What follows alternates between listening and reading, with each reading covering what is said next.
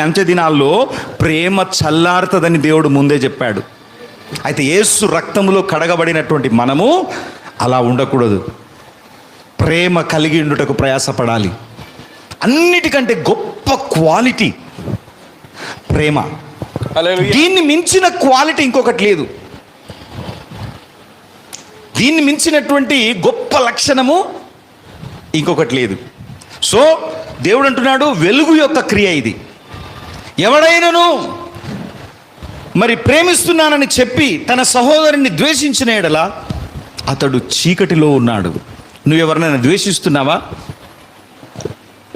ఎవరి మీదనైనా పగ ఉందా? ఎవరి మీదనైనా ద్వేషం ఉందా? అయితే నువ్వు ఇంకా చీకట్లో ఉన్నావు. వెంటనే క్షమించమని అడుగు. ఆ వ్యక్తి దగ్గర పోయి మాట్లాడు, సమాధానపడు.